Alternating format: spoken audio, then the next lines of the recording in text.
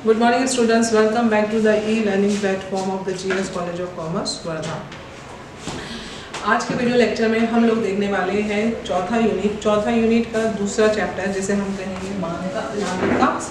लागत का सिद्धांत जिसे हम थियरी ऑफ कॉस्ट भी कह सकते हैं और या फिर आपसे कॉस्ट कॉन्सेप्ट भी कह सकते हैं। तो इससे पहले के वीडियो लेक्चर में हम लोगों ने जो है चौथा यूनिट स्टार्ट किया था, उसमें देखा था कि हमने जो है सप्लाई पूर्ति के एस्पेक्ट को फोकस किया था और पूर्ति का चैप्टर हमारा कंप्लीट हो चुका है। इस यूनिट में हमारे को मुख्य रूप से 3 चैप्टर्स हैं। एक है आपका पूर्ति, दूसरा है लागत और तीसरा है आपका आगम जिसे हम रेवेन्यू भी कहते हैं। तो रेवेन्यू, इससे पहले के वीडियो लेक्चर में मैंने कहा है कि जो रेवेन्यू है, रेवेन्यू एक छोटा कॉन्सेप्ट है, छोटा एस्पेक्ट है, चैप्टर के पॉइंट ऑफ व्यू से छोटा चैप्टर है। ठीक है, ये लागत का जो चैप्टर है, बेसिकली ये चैप्टर, इसमें आपको विभिन्न प्रकार की लागतें पढ़नी है।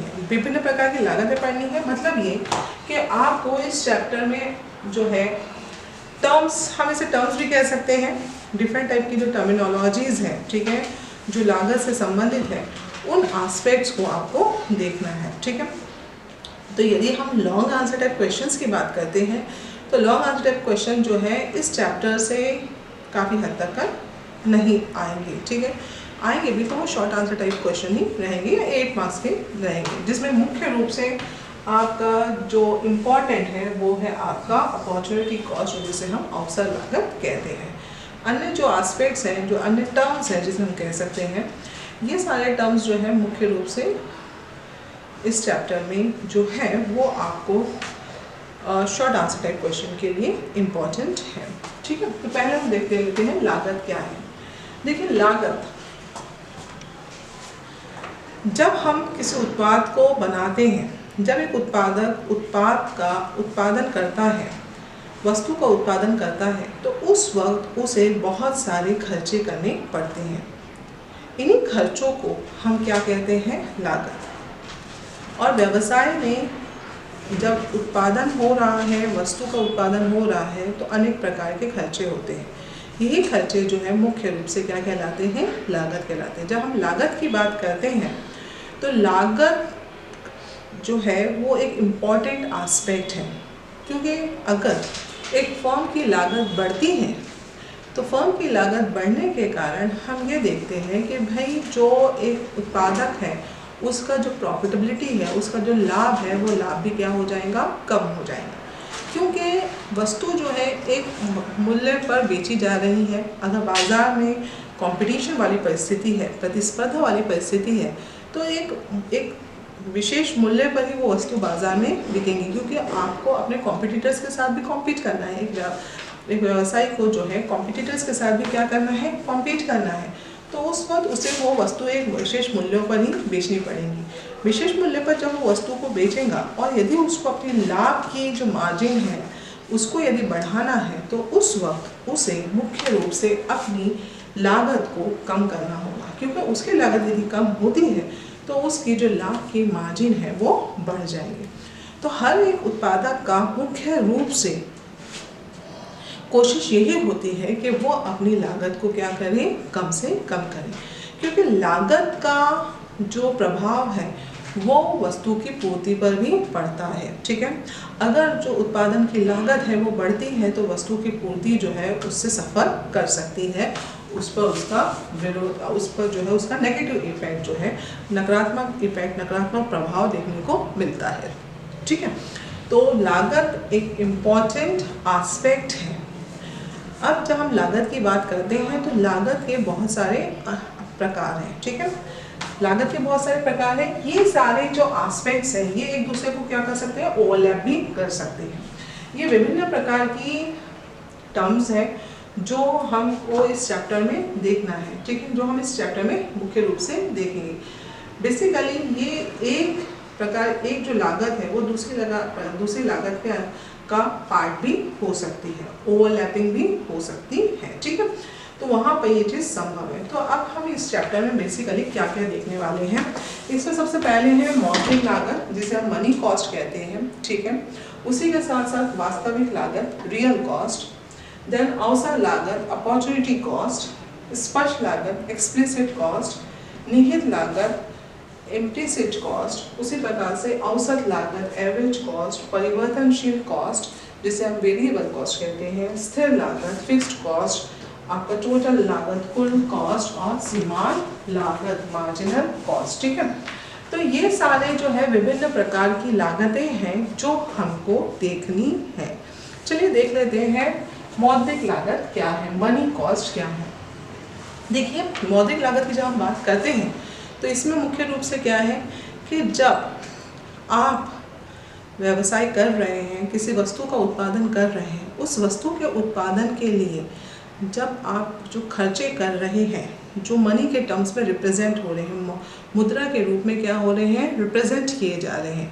मुद्रा के रूप में रिप्रेजेंट करने के बाद यदि हम उसकी अकाउंटिंग एंट्री करते हैं, ठीक है, अकाउंट में यदि हम उसको एंटर करते हैं तो अकाउंट में उसकी क्या होती है, एंट्री भी होती है। ओके, तो ये जो कॉस्ट है और ये जो लागत है इसे हम मनी कॉस्ट कहते हैं। जैसा कि आप एग्जांपल ले लीजिए, यदि आपने कच्चा माल क्रय किया, ठीक है, कच्चा माल, एक व्यवसायी है जिसने 50,000 रुपये का माल खरीदा, तो 50,000 रुपये उसे क्या करना है, पे करना है। तो जब ये 50,000 रुपये वो पे करेगा तो वो कॉस्ट क्या है, आपकी मनी कॉस्ट है। उसी प्रकार से जब व्यवसाय में काम करने के लिए आपने 10 मजदूर को हायर किया है, ठीक है, मजदूर को हायर किया है, मजदूर को व्यवसाय में लगाया है, तो ये जो 10 मजदूर हैं इनको आप प्रतिदिन 300 रुपये के हिसाब से मजदूरी दे रहे हैं। तो एक दिन में आप उनको कितनी 3,000 रुपये मजदूरी दे रहे हैं। तो मजदूरी भी जो आप दोगे वो किसके टर्म्स में होंगी, मनी के टर्म्स में होंगी, मुद्रा के टर्म्स में होंगी। तो मजदूर को दिए जाने वाली मजदूरी ये भी क्या है, आपकी मौद्रिक लागत है। उसी प्रकार से आपने व्यवसाय के लिए जो है दूसरे डायरेक्ट खर्चे किए हैं, बहुत सारे खर्चे होते हैं व्यवसाय में, ठीक है, इलेक्ट्रिसिटी का बिल है, इलेक्ट्रिसिटी का बिल है तो उसमें जो इलेक्ट्रिसिटी का बिल एक व्यावसायिक फर्म जो है पे कर रही है तो वो भी क्या है, मौद्रिक लागत है। ठीक है, तो व्यवसाय में अनेक प्रकार के खर्चे होते हैं, ठीक है, और उत्पाद को मैन्युफैक्चरिंग करने में, उत्पाद को जब हम उत्पादक बनाता है तो उस वक्त अनेक प्रकार के क्या होते हैं, खर्चे किए जाते हैं। और इन खर्चों के लिए जब मौद्रिक टर्म में मौद्रिक रूप से पेमेंट की जाती है तो उस कॉस्ट को हम क्या कहते हैं, मौद्रिक कॉस्ट कहते हैं, मौद्रिक लागत कहते हैं, मनी कॉस्ट कहते हैं। ये मौद्रिक लागत में जो है आप पेमेंट क्या कर रहे हैं, मनी के टर्म्स में कर रहे हैं।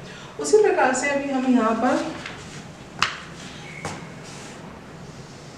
आपका स्पष्ट लागत और निहित लागत का कॉन्सेप्ट देख लेते हैं। ठीक है, स्पष्ट लागत जिसे हम क्या कहेंगे, एक्सप्लिसिट कॉस्ट, ऐसी कॉस्ट जो स्पष्ट की जाती है और जिसको अगेन मनी के टर्म्स में पे किया जाता है।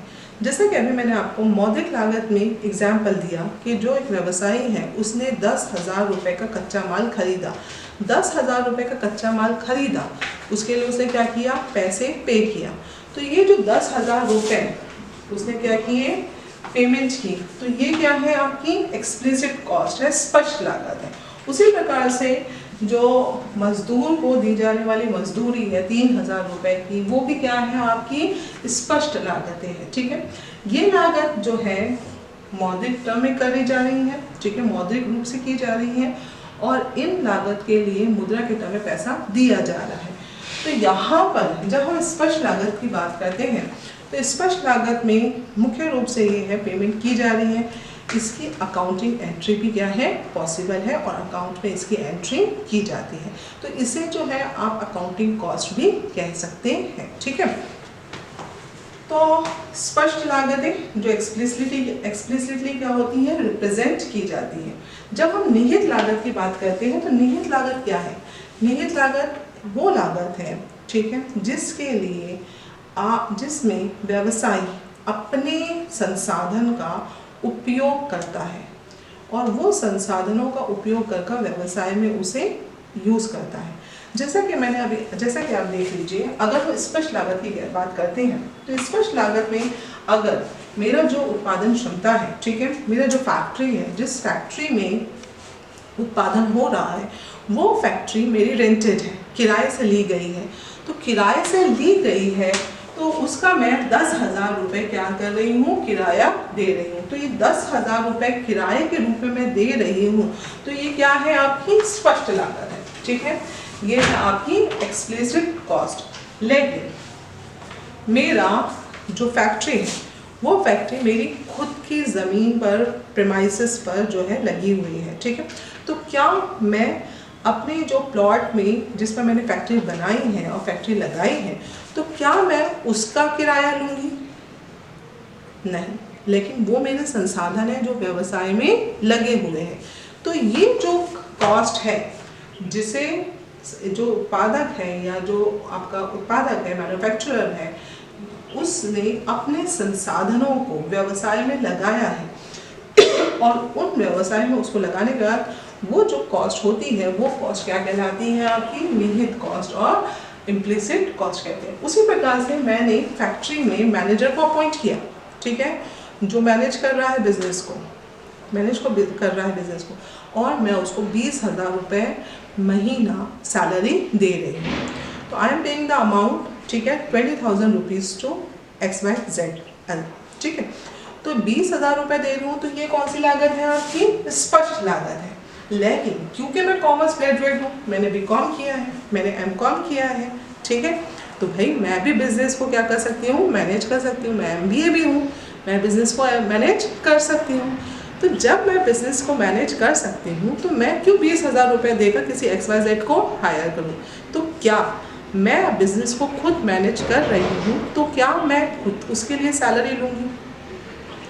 तो ये जो कॉस्ट है, ये कॉस्ट क्या कहलाएंगी, आपकी इम्प्लिसिट कॉस्ट। ठीक है, तो एक्सप्लिसिट कॉस्ट और implicit cost, got the concept. Explicit cost में, स्पष्ट लागत में, आप जो है मौद्रिक टर्म में पेमेंट करते हैं। ठीक है, और इम्प्लिसिट कॉस्ट में बेसिकली वो जो उत्पादक है उसके संसाधनों का उपयोग व्यवसाय में हो रहा है। ठीक है, अब व्यवसाय से वो ले भी सकता है पैसा और नहीं भी ले सकता, लेकिन नॉर्मली जो है उस प्रकार की परिस्थिति नहीं होती व्यवसाय में। अब देखिए, मैं बिजनेस को मैनेज कर रही हूँ, तो मैं अपने लिए क्या कहते हैं, सैलरी नहीं लूँगी, लेकिन व्यवसाय में जो होने वाला प्रॉफिट है वो सारा प्रॉफिट किसका है, मेरा खुद का है। ठीक है, तो ये चीज़ उसमें हो सकती है। तो ये हो गई आपकी स्पष्ट लागत, ये हो गई आपकी निहित लागत, मौद्रिक लागत का कॉन्सेप्ट अभी आपको मैंने बताया। इसके बाद के वीडियो लेक्चर में हम जो है इसके दूसरे एस्पेक्ट्स को देखेंगे, जिसमें हम वास्तविक लागत पर फोकस करेंगे और अवसर लागत पर, क्योंकि दोनों जो कॉन्सेप्ट हैं ये इम्पॉर्टेंट कॉन्सेप्ट है एग्जामिनेशन के पॉइंट ऑफ व्यू से। Thank you.